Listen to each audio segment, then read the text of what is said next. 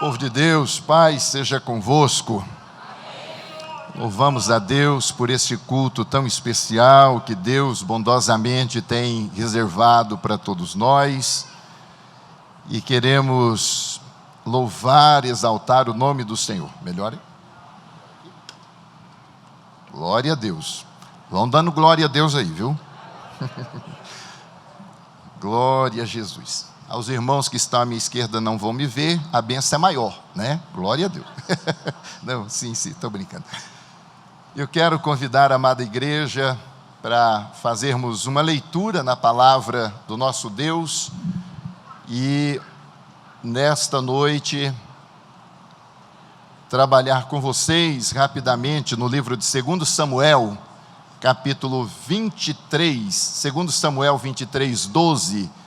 Esse é um texto que Deus nos tem dado para a gente falar um pouco a respeito de bênçãos que Deus nos tem dado e que a gente precisa ter um cuidado com as bênçãos que o eterno Deus tem providenciado para nós. 2 Samuel capítulo 23, hoje não temos aí o auxílio da mídia, não é? Então vai ter que recorrer à sua Bíblia aí. Mas faça isso com alegria e vamos ver o que Deus tem para nós. 2 Samuel capítulo 23, quem achou diga amém. Vamos ler lá no versículo 11 e o 12 também. Está escrito: e depois dele, Samá, filho de Agé, o Ararita, quando os filisteus se ajuntaram numa multidão, onde havia um pedaço de terra cheio de lentilhas, e o povo fugira de diante dos filisteus. Este, pois, se pôs no meio daquele pedaço de terra e o defendeu, e feriu os filisteus, e o Senhor efetuou um grande livramento. Vocês podem dizer amém? Então eu quero falar com os irmãos e com as irmãs a respeito de se defender a bênção que Deus tem preparado para todos nós. Antes, porém, louva a Deus pela vida do nosso pastor Oséias Viana. Deus usou o pastor Oséias nesta manhã de uma forma poderosa. Na sexta-feira, na formação de casais, eu tinha dito, no curso de formatura, que quem pregaria domingo de manhã seria o profeta Oséias. E Deus usou ele como um profeta.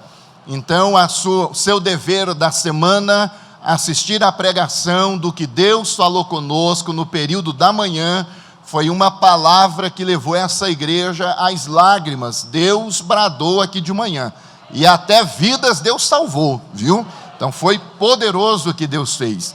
Então, e nesse agradecimento por ser o último culto da família deste ano, Claro que todos os cultos são da família, mas envolvendo o ministério, agradecer a Deus pela vida do pastor Éder, da Juliana e de toda a equipe que tem investido parte do seu tempo para cuidar desse trabalho tão importante que é a área que envolve a família, que é o bem precioso que Deus tem dado à igreja. E toda a equipe que faz parte, Deus abençoe a todos em nome de Jesus. Dito isto, vamos então à palavra do Eterno. Eu estava pensando hoje, enquanto lia esse texto, e me veio a seguinte pergunta: será que você, em algum momento da sua vida, já teve vontade de desistir de alguma coisa? Ou será que só eu na terra dos viventes? Alguém aí, em algum momento, já teve vontade de desistir assim de alguma coisa? Desistir de uma carreira, desistir de um emprego, de repente desistir de um relacionamento, namoro, noivado, às vezes desistir até de um casamento. Gente que já desistiu da família, gente que já desistiu da igreja, está lá curtindo a sua solidão, a sua tristeza e achando que lá ela vai estar melhor do que aqui, não é? Porque só tem crítica para fazer a respeito de igreja.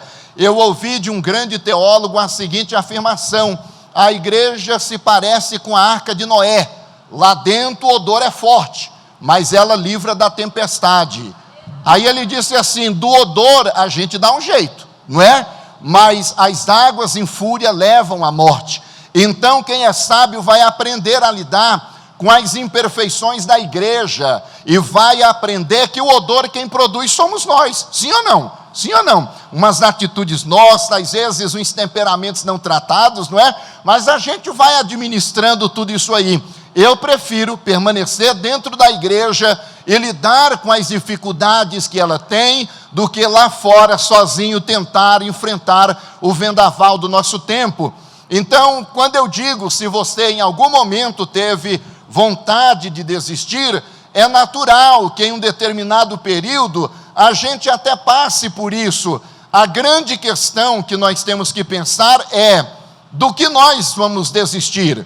Do que nós estamos desistindo? Estamos desistindo de algo que não nos faz bem e precisamos abrir espaço para algo novo ocupar aquele lugar? Esse não é um problema. O problema é quando nós começamos a desistir de coisas que Deus nos entregou, que é para o nosso bem, e nós abrimos mão sem fazer nenhum esforço. Então esse tipo de desistência é o tipo de desistência que eu quero combater aqui nesta noite.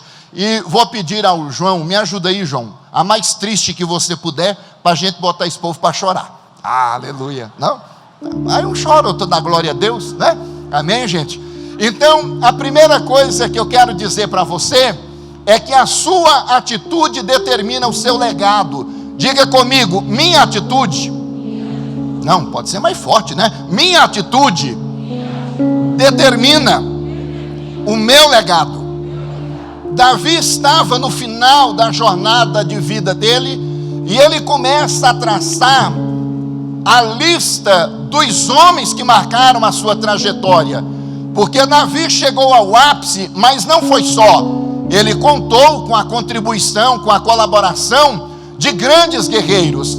E agora Davi começa então a resgatar na sua memória os homens que fizeram diferença na caminhada. E tanto que na sua Bíblia vai aparecer ali uma peça literária, nós chamamos na teologia de perícope, é a seleção de um determinado texto bíblico que trata de um assunto, e aí Davi vai organizar 3 sessões. Na primeira, ele vai falar sobre aquele que ele considerou os 3, esses 3 eram os homens que, na opinião de Davi, haviam se destacado pela sua coragem. Depois ele fala de alguns feitos heróicos de Abisai e também de Benaia, e ele encerra falando dos 30 que eram valentes, mas não haviam chegado ao padrão daqueles 3. Entre esses 3 estão Josebe-Basebete ou Jabezão, dependendo da tradução. Esse camarada sozinho peitou 800 homens e os feriu. Vale glória a Deus? Os cabras de hoje, irmão, será que daria conta do negócio desse? Se Davi fosse compor a lista dos heróis dele hoje, tem uns camaradas que correm de tudo, não é verdade? Sim ou não? Sim ou não?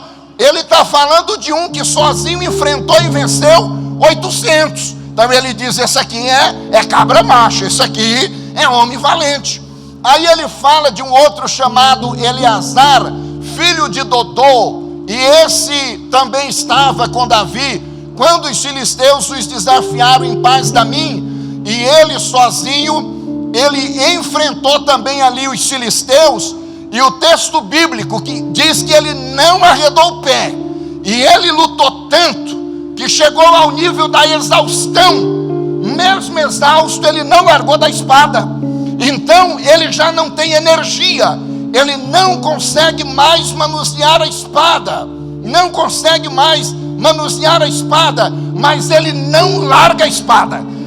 Toda a energia que esse cidadão tem, ele gasta para manter a espada. Aí eu pergunto, quantos estão mantendo ainda a espada? Quantos estão exauridos de trabalhar, de lutar por alguma coisa, mas no final da vida a espada está ali empunhada, e se necessário for, ele ainda tem alguma energia para batalhar.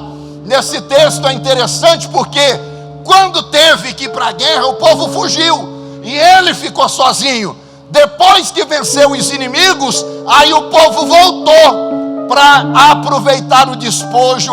Olha o retrato da igreja hoje. alguns estão trabalhando, alguns estão exauridos. Ô João, não precisa ser tão triste não, pode ser um pouco melhor, né? Até eu estou ficando deprimido. Obrigado, João. Eita, glória a Deus.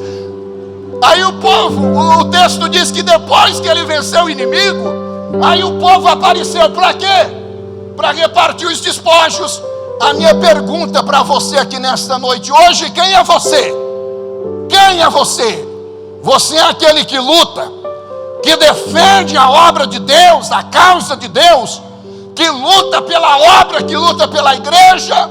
Ou é daquele que só chega na hora de receber a bênção e ir para casa dando glória a Deus e aleluia? E o terceiro que o texto nos fala aqui é Samá, filho de Agé. Esse lutou contra os filisteus, e é exatamente sobre Samá que eu quero dizer aqui. Então a primeira lição é: a sua atitude, a sua coragem vai determinar o seu legado. Nós às vezes entendemos a igreja, o povo de Deus, de uma maneira extremamente pessimista. Nós achamos que o reino de Deus dá para a gente realizar sem tomar determinadas atitudes, mas não dá. Vocês sabem que se tem uma coisa que Deus exige de quem quer trabalhar para Ele, é coragem. Diga: Deus quer coragem. Quer ou não quer coragem? Uma ocasião Ele não falou com Gideão. Tivemos uma pregação maravilhosa com o pastor Wender, não é isso? Falando sobre Gideão, e ali tinha um monte de gente. Deus disse: não, tem muita gente aí, tem muita gente aí. Faz o seguinte: quem for medroso, manda embora, manda embora. Não é assim? Josué estava lá todo triste porque Moisés havia falecido. Deus chega: rapaz, para de chorar, liberte-se desse luto crônico. É hora de botar esse povo na terra que eu prometi.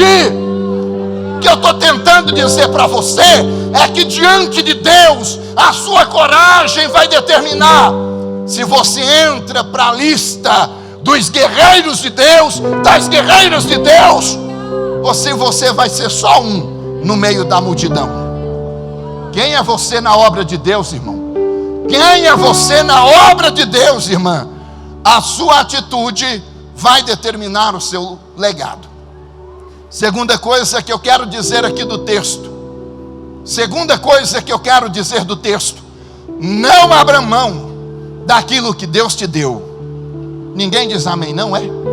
Então vou dizer de novo: não abra mão daquilo que Deus te deu. Não abra mão daquilo que Deus te deu. O texto que nós lemos aqui, lá no verso 11, diz assim: quando os filisteus se ajuntaram numa multidão, onde havia um pedaço de terra cheio de lentilhas, e o povo fugira de diante dos filisteus. Então a primeira coisa que eu quero dizer a respeito de não abrir mão daquilo que Deus te deu, é que o inimigo virá, e virá em multidão. Às vezes nós estamos com medo de alguns possíveis cenários para o nosso país, mas parte disso é porque a gente não entendeu ainda o que é ser igreja. Porque a gente não entendeu ainda o que é ser igreja. Ser igreja é entender que os inimigos virão, e virão como multidão, para tirar aquilo que Deus tem dado ao seu povo. Sempre foi assim, irmãos. Sempre foi assim, irmãs. O inimigo vem em multidão. Paulo disse: uma grande e eficaz porta se me abriu, mas são grandes os adversários. Então às vezes nós queremos vitória de Deus, mas nós não queremos enfrentar a grande multidão de inimigos que se levantam contra nós. Quer ter um casamento abençoado, mas não quer pagar o preço. Quer ter êxito nas finanças, mas não quer pagar o preço. Quer filhos tementes a Deus na igreja, não quer pagar o preço. Então o que está havendo conosco? Casamentos abençoados dão trabalho, sim ou não? Oh, povo animado. Casamentos abençoados dão trabalho, sim ou não? pastor Ferrari, que esteve conosco na formatura. Depois a esposa dele começou a dizer, aí ela disse assim: olha, nós somos uma família abençoada e feliz, cuidamos de muitos casais, mas vocês acham que todo dia a gente amanhece amando? Vocês acham que todo dia a gente amanhece querendo dar beijinho e casados para sempre?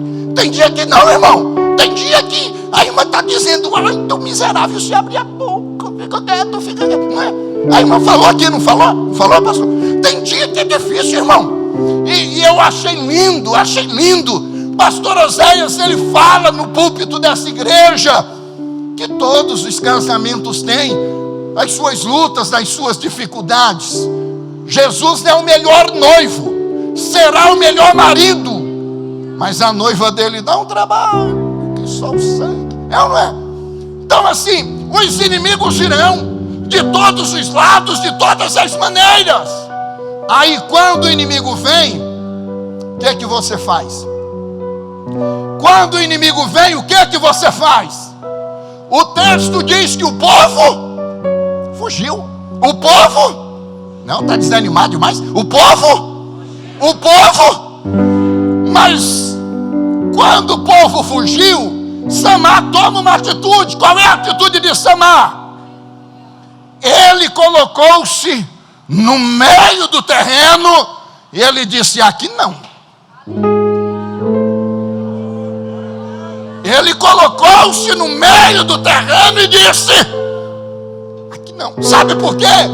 Porque as pessoas estão desistindo, as pessoas estão abandonando, as pessoas não querem mais lutar, mas satisfeitos com a destruição dos próprios filhos, cônjuges vendo o casamento passando por um processo de esfacelamento e também estão querendo ir embora.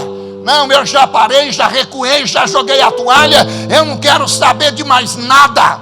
Então Deus nesta noite está dizendo que você não pode abrir mão daquilo que Ele te deu. Vou dizer de novo para ver se sai mais um glória a Deus aí, né? Você não pode abrir mão tão facilmente daquilo que Deus te deu. Mas o povo está indo embora. Deixa o povo ir embora. Você vai fincar o pé. Você vai dizer: aqui não, aqui não. Agora, eu estava pensando, por que Samar não fugiu com todos os demais?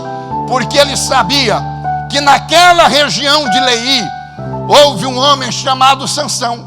E Sansão, passando por ali, os inimigos disseram que se apropriariam daquele lugar e empunhariam uma grande derrota àquele nazireu de Deus.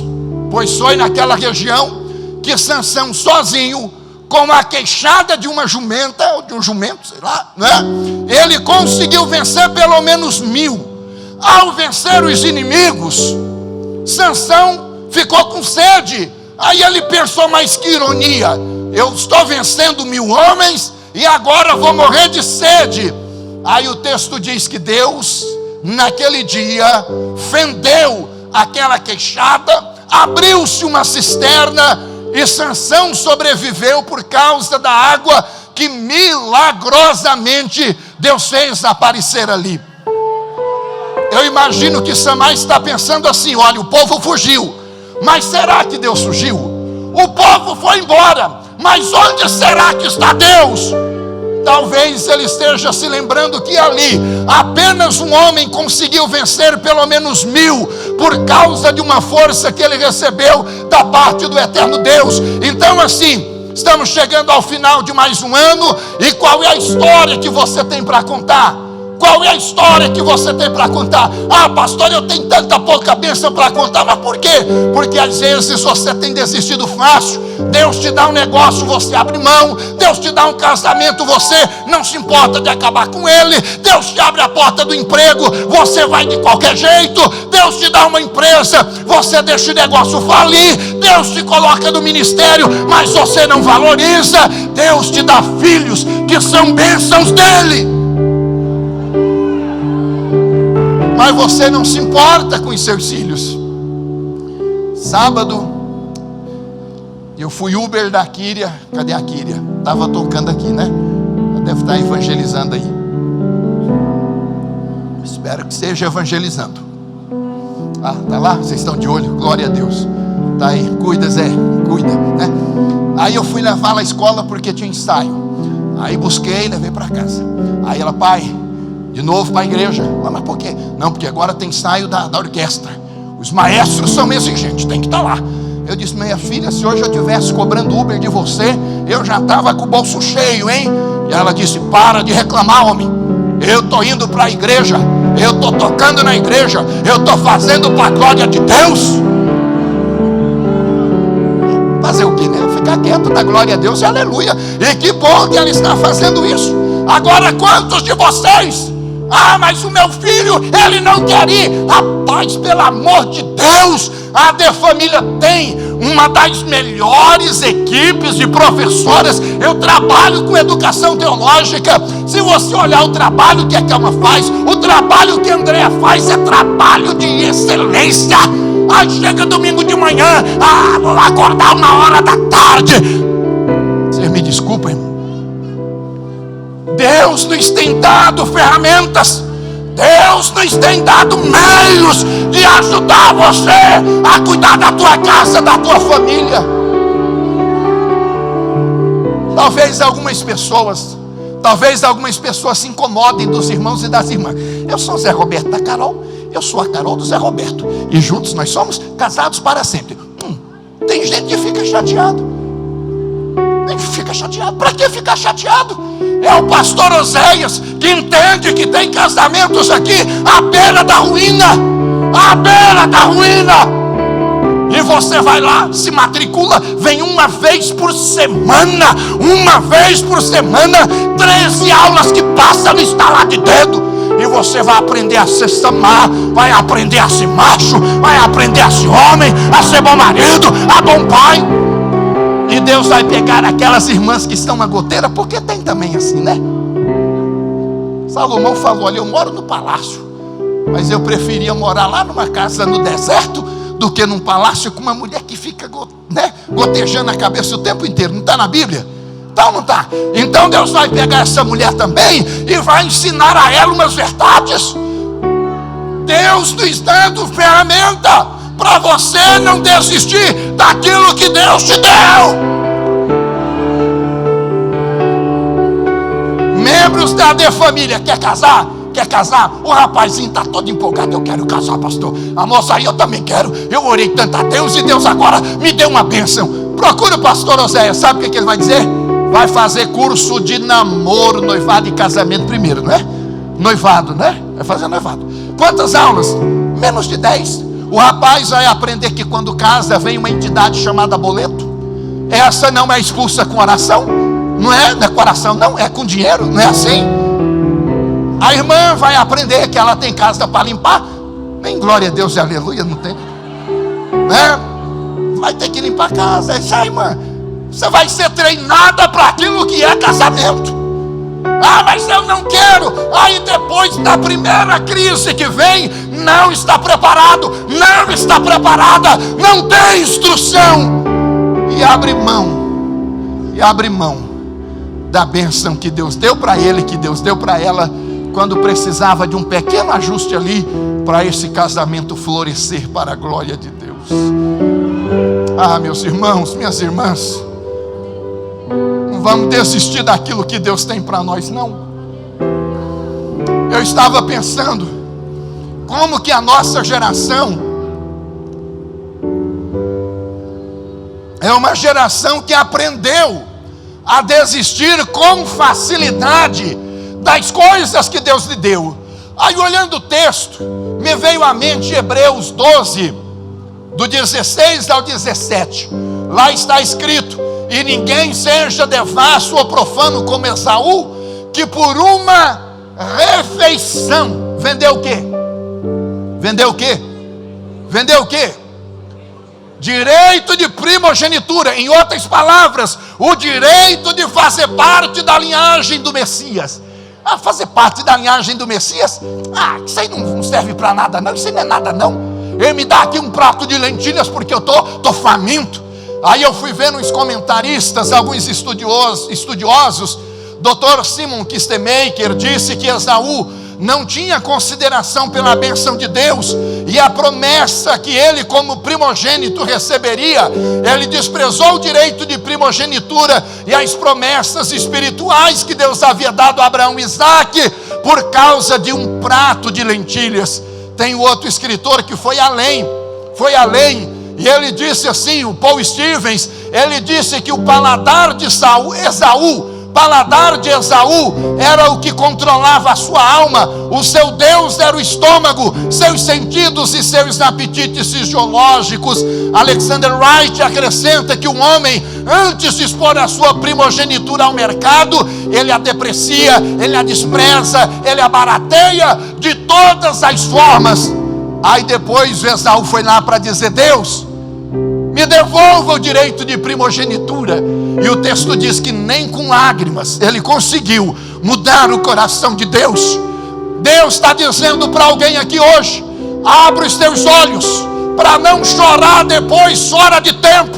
Abra os teus olhos para não chorar depois por bênção que não será restituída. Vocês não dão glória a Deus e aleluia, não? Não abra mão, irmãos. Não abra mão. Não abra mão daquilo que Deus te deu. Não abra mão do seu casamento. Não abra mão da sua família. Não abra mão dos seus filhos. Não abra mão dos seus pais. Não abra mão do ministério. Não abra mão do chamado. Não abra mão daquilo que o eterno Deus te concedeu. Não abra mão da salvação. Mas é tanta tristeza, tanto problema, tanta luta. Com Deus e sem Deus você terá luta. O lado bom é que se você estiver com Deus, Deus te ajuda a vencer o bicanca. Deus te ajuda a vencer o capeta, não é? E ele vai te atentar de todo jeito. Então, já que ele vai atentar de todo jeito, vamos fazer como disse Tiago: aproxima-se de Deus, não é? Submeta, sujeite-se ao Senhor. Resista ao bicanca e ele fugirá de vós. Talvez alguém entrou aqui nessa noite pensando: pastor, então eu não devo abrir mão daquilo que Deus me deu? Não. Qual é o terceiro conselho que tem aí no texto? Já estou terminando, tá bom? Terceira coisa que esse texto nos ensina é que nós precisamos em terceiro lugar nos posicionar. Porque uma vez que ele decide não abrir mão daquilo que Deus deu a ele, lá no versículo 12, este pois se pôs no meio daquele pedaço de terra. Este se pôs. Qual é a ideia do texto? A ideia do texto é do posicionamento. O inimigo sempre terá interesse em roubar aquilo que é seu. Ele não está feliz com a gente. Ele não está feliz com a gente. Ele não quer ver você feliz.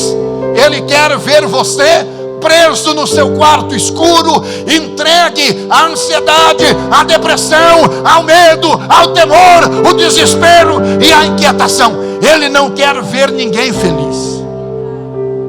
Aí você precisa se posicionar, fazer como Samar, se colocar no meio do pedaço de terra. Tem gente abrindo a porta: ô seu capeta, pode entrar e fazer o que o senhor bem quiser. Não é para fazer assim, é para bater a porta na casa dele.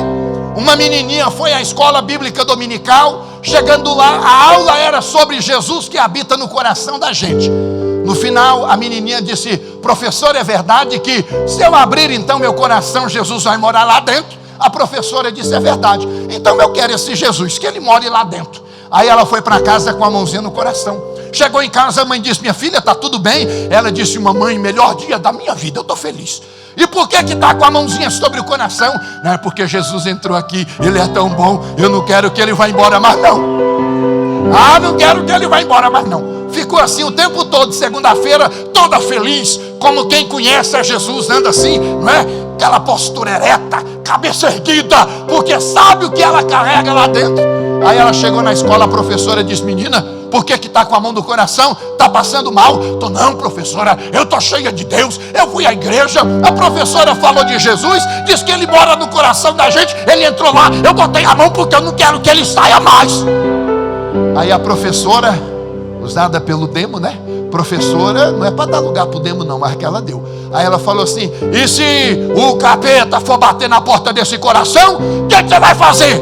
Aí irmã Marina, ela disse assim: aí eu tiro a mão e deixo Jesus recebê-lo. Aleluia! Quando Satanás tem visitado a tua casa, quem é que está lá à porta para recebê-lo? Quem é que está à porta para recebê-lo? Quando o diabo prepara armadilha para acabar com o teu casamento, irmã, quem é que está lá para lidar com essa tentação?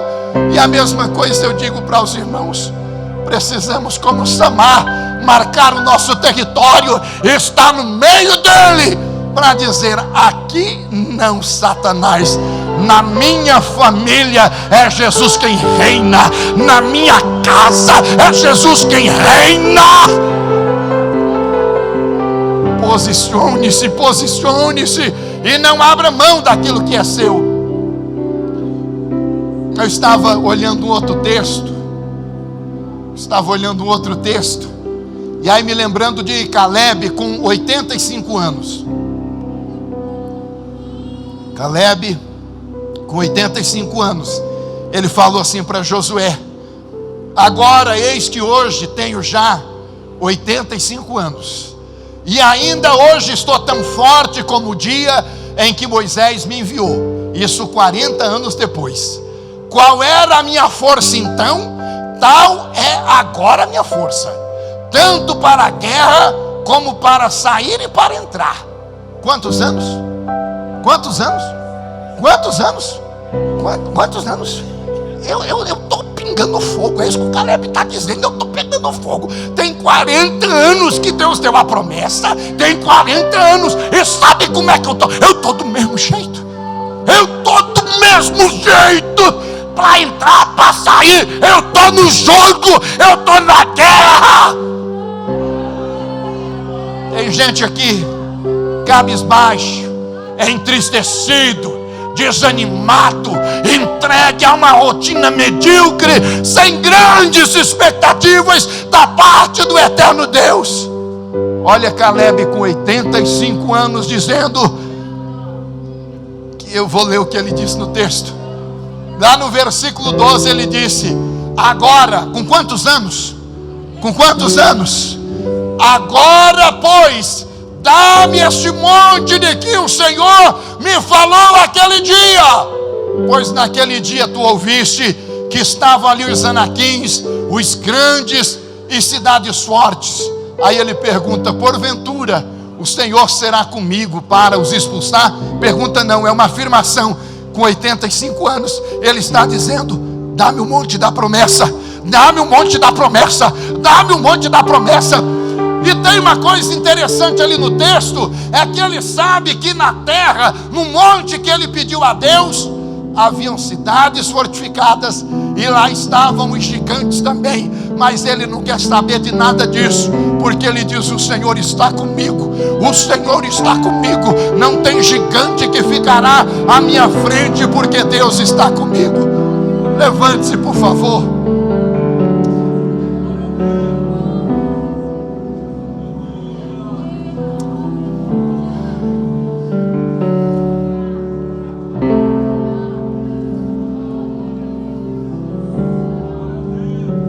Não pode, irmãos, desistir daquilo que Deus nos tem dado, não.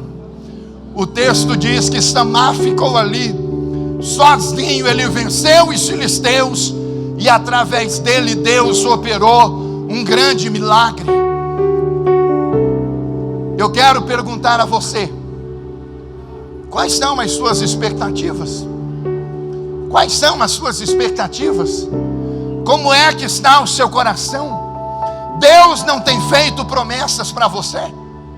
Deus não tem prometido realizar algo tremendo na sua casa, no seu casamento, na sua família. Até quando você vai ficar abrindo mão do seu território, recuando, recuando, recuando? Deus nesta noite te chama para se posicionar, para se posicionar. Lá na sua casa, Chega na sua casa hoje, irmão. Chega na sua casa hoje diferente, irmão. Chega na sua casa hoje. Chega na sua casa hoje se posicionando. Estava ouvindo ontem no culto de jovens a Josiane contando o testemunho do pai dela, distanciado um período da presença de Deus, e ela sempre que podia estava lá, entrava no quarto, orava na cama, orava no travesseiro, orava no lençol, orava, pinchava oração para tudo quanto é lado, e dizendo: Deus, eu quero esse homem de novo na tua casa, de novo na sua presença.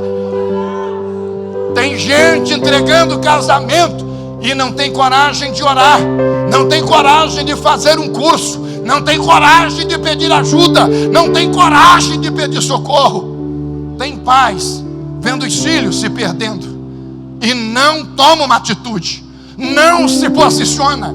Se você recuar, o inferno vai triunfar. Mas se você se posicionar, terá uma reviravolta na sua casa, terá uma reviravolta na sua família, porque o nosso Deus ordenará a bênção sobre o seu lar, sobre a sua casa, sobre a sua família. Feche os teus olhos e, se você puder, ore comigo. Querido Deus, obrigado por esse tempo que o Senhor nos tem dado para meditarmos na sua palavra. Meu Deus, não deixa o povo do Senhor que aqui está ser daquele povo que recua, que retrocede, que desiste, que desanima e que entrega a terra do Senhor na mão dos filisteus. Em nome de Jesus, muda todo pensamento negativista, todo pensamento derrotista. Oh Deus, em nome de Jesus, liberta a mente desse homem, dessa mulher, de toda postura de entrega, de toda postura de desistência. Arranca na interioridade desse homem a capacidade de lutar por aquilo que o Senhor deu a ele, por aquilo que o Senhor deu a ela.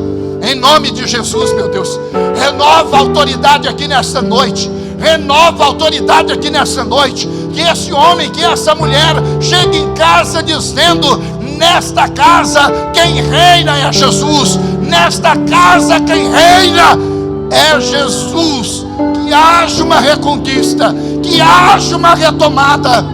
Que o seu povo se levante para lutar, se levante para vencer, se levante para triunfar, porque no Senhor nós somos mais do que vencedores, porque no Senhor nós somos mais do que vencedores. Amém, amém, amém. Retroceder nunca, desistir jamais. Retroceder nunca, desistir. Vamos partir para cima dos filisteus? Eita, meu Deus, os filisteus estão indo de nós. Vamos de novo. Vamos partir para cima desses filisteus. Vamos vencê-los em nome de Jesus. Vamos entregar a Deus a nossa casa, porque através de nós o Senhor dará grandes e grandes livramentos. Deus abençoe, Deus abençoe. Pastor Oséias, Deus abençoe.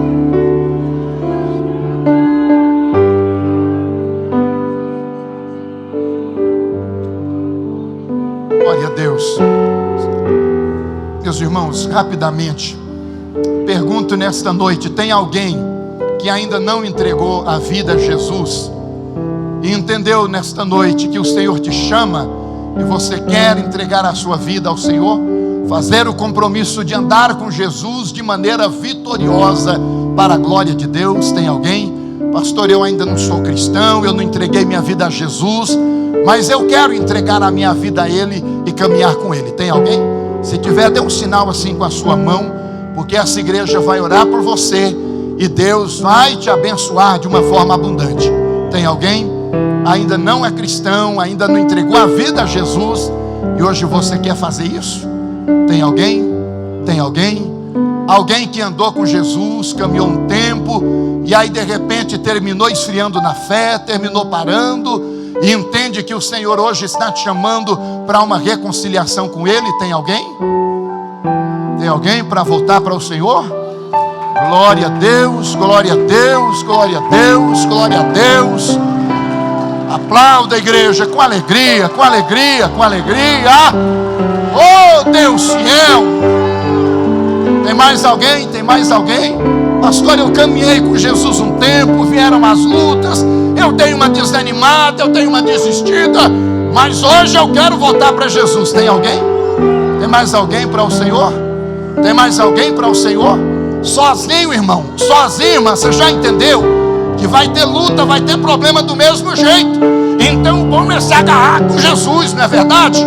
Tem alguém mais para reconciliar com o Senhor? Eu não vou demorar não. Tem mais alguém? Tem mais alguém que quer reconciliar-se com o Senhor hoje? Caminhou um tempo, parou, desistiu e entendeu que é tempo de voltar? Tem mais alguém para o Senhor? Oh meu Deus, oh meu Deus. Temos mais alguém para o Senhor Jesus nessa noite? Tem mais alguém? Se tiver, não saia daqui sem reconciliar-se com o Senhor não, porque hoje pode ser a grande oportunidade de Deus. Aleluia. Qual o nome dele, Robson?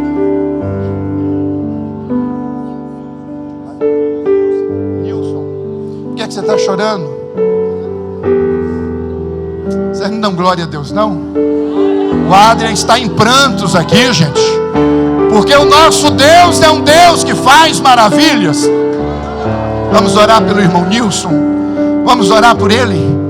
Eu estou feliz porque Deus vai dar vitória em muitos lares aqui.